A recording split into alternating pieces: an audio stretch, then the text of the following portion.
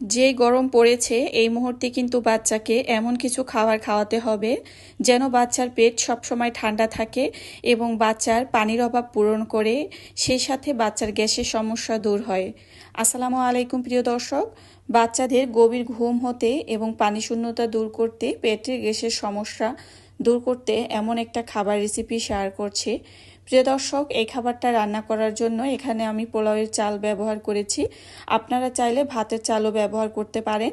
আর এই খাবারটা কিন্তু আপনারা 6 মাসের পর থেকে বাচ্চাকে খাওয়াতে পারবেন। এখানে আমি মুগ ডাল ব্যবহার করেছি।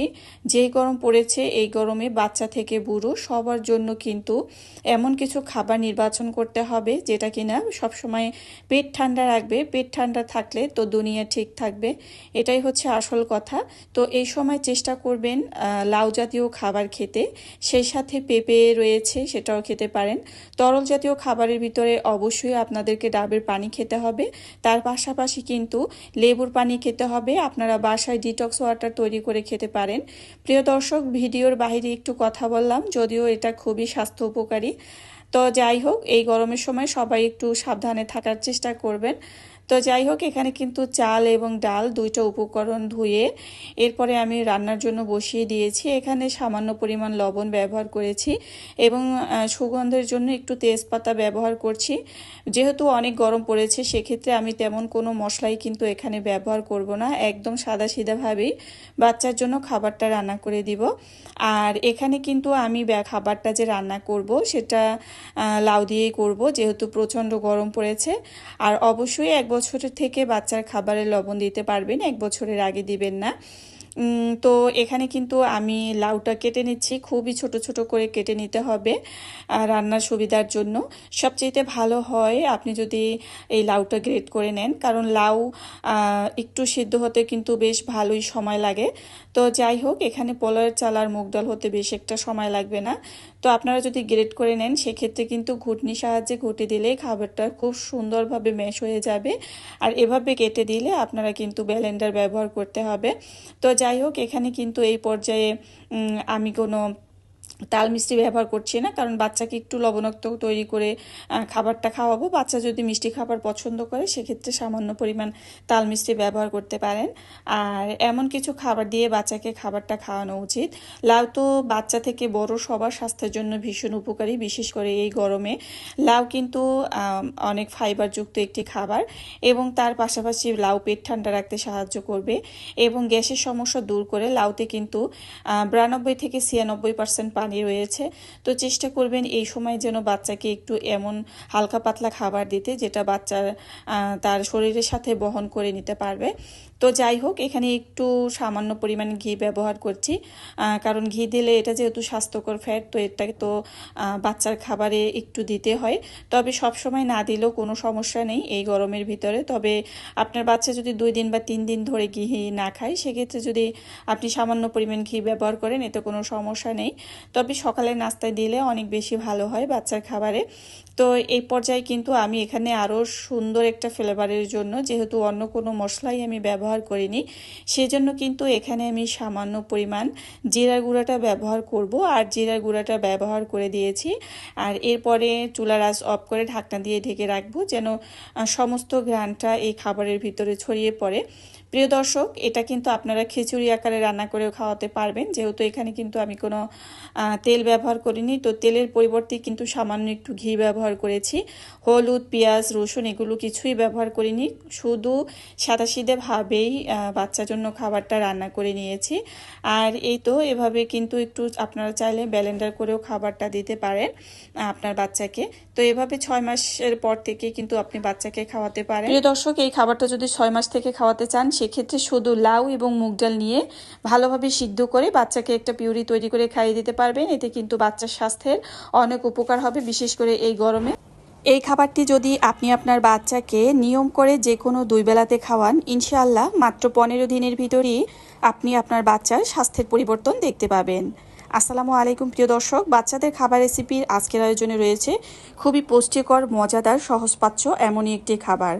এই খাবারটি তৈরি করার জন্য এখানে নিয়েছি আমি মিষ্টি আলু, এবং মিষ্টি আলু আগেই সিদ্ধ করে নিয়েছি। উপরে যে ছোলাটা রয়েছে সেটা কিন্তু খুব সহজেই উঠানো যাচ্ছে। প্রিয় দর্শক, মিষ্টি আলু একটি অত্যন্ত পুষ্টিকর সুপারফুড খাবার, যা কিনা খুবই সহজে এই আলুটি কিন্তু পাওয়া যায় এবং খুবই সস্তা, সহজলভ্য আর পুষ্টিগুণে ভরপুর। এখানে আমি মিষ্টি আলু নিয়েছি, একটা কাঁটা চামচের সাহায্যে মিষ্টি আলুটা ভেঙে নিচ্ছি। যেহেতু আলুটা গরম অবস্থায় আমি এখানে ভেঙে নিচ্ছি, আপনারা চাইলে হাতের সাহায্যেও চটকে নিতে পারেন। এ পর্যায়ে আমি ব্যবহার করছি একটা মুরগির ডিমের কুসুমের অংশ। সাদা অংশ নিচ্ছি না, শুধু মুরগির ডিমের কুসুম দিয়ে বাচ্চাকে খাওয়াচ্ছি। যেহেতু এই খাবারটা 6 মাস বয়স থেকে আপনি আপনার বাচ্চাকে খাওয়াতে পারবেন, সেহেতু আপনি এখানে 6 মাস বয়স থেকে কিন্তু চাইলে বাচ্চার খাবারে মুরগির যে ডিমের অংশ কুসুম সেটা কিন্তু দিতে পারবেন। তো এখানে আমি কাঁটা চামচের সাহায্যে ফেটিয়ে নিচ্ছি, আর এখানে সামান্য পরিমাণ পানি দিয়ে তারপরে কুসুমটা ভালোভাবে ফেটিয়ে নিয়েছি। এভাবে করে দিলে, যদি পানি দিয়ে কুসুমের সাথে মিশিয়ে দেন, তাহলে কিন্তু কুসুমটা আর দলা পাকাবে না। এরপর চলে আসলাম রান্নায়। আর রান্নার জন্য এখানে আমি ঘি ব্যবহার করেছি। বাচ্চার স্বাস্থ্যের উন্নতির জন্য এবং বাচ্চার স্মৃতিশক্তি বৃদ্ধির জন্য খাবারে অবশ্যই ঘিটা ব্যবহার করতে হবে। আর আপনি চাইলে এখানে ঘি 8 মাস বয়স থেকে দিতে পারবেন। এখানে যেহেতু মুরগির ডিমের কুসুম ব্যবহার করেছি, হয়তো একটু আষ্টে গন্ধ আসতে পারে, যার কারণে এই ঘিয়ের ভিতরে 2টো এলাচ দিয়ে দিয়েছি এবং মুখটা হালকা একটু ফাটিয়ে দিয়েছি। এতে হবে কি, আষ্টে গন্ধ আসবে না এবং খাবারটা থেকে খুব সুন্দর একটা ভালো ফ্লেভার আসবে। এখানে ঘিটা আমি গরম করে নিয়েছি। এরপরে যে মিষ্টি আলুর পিউরিটা আমি কিন্তু এখানে দিয়ে দিয়েছি। তো আপনারা আরও সফটনেস করার জন্য এখানে একটু ব্লেন্ডারে আসলে দিলে কিন্তু এভাবে একদম সফট হয়ে যাবে। তো স্বাদের জন্য এখানে আমি লবণ ব্যবহার করেছি, আর লবণটা অবশ্যই 1 বছর থেকে বাচ্চার খাবারে দিবেন, 1 বছরের আগে দিবেন না। তো এই কথাটা কিন্তু আমি প্রত্যেকটা ভিডিওতেই বলে থাকি, কারণ আমার এই ভিডিও অনেক নতুন নতুন বন্ধুরা দেখেন, বিশেষ করে বেবির মায়েরা। তারা যদি বাচ্চাকে খাবারটা তৈরি করে খাওয়ান, অবশ্যই তাদেরও সেই সম্পর্কে ধারণা থাকতে হবে। তো যাই হোক, এখানে আমি বেশ কিছু সময় কিন্তু ঘিয়ের সাথে আলুটা একটু ভেজে নিয়েছি। এখানে আমি ব্যবহার করছি গরুর দুধ। গরুর দুধ দিয়ে আপনি আপনার বাচ্চাকে 9 মাস বয়স থেকেই কিন্তু চাইলে যে কোনো খাবারের সাথে একটু একটু দিয়ে মিশিয়ে খাওয়াতে পারবেন। বাচ্চা যদি গরুর দুধ না খায়, সেক্ষেত্রে রান্নার শেষে সামান্য ফর্মুলা দুধ মিশিয়ে খাওয়াবেন। এতে কিন্তু খাবারের স্বাদেরও অনেক পরিবর্তন আসবে, আর বাচ্চাও কিন্তু মজা করে খেয়ে নিবে। এরপরে আমি যে ফেটিয়ে রেখেছি পানি দিয়ে ডিমের কুসুম, তো সেই কুসুমটা কিন্তু এই পর্যায়ে দিয়ে দিয়েছি। এতে হয়েছে কি, খাবারটা অনেক বেশি পুষ্টিগুণে ভরপুর হয়েছে এবং বাচ্চার প্রোটিনের চাহিদাও কিন্তু এখান থেকে পূরণ হয়ে যাচ্ছে। তো খাবারটা যদিও বাচ্চারা অল্প পরিমাণে খায়, তাহলে কিন্তু দেখা যাবে বাচ্চা অনেক বেশি পরিমাণে পুষ্টি পেয়ে যাবে।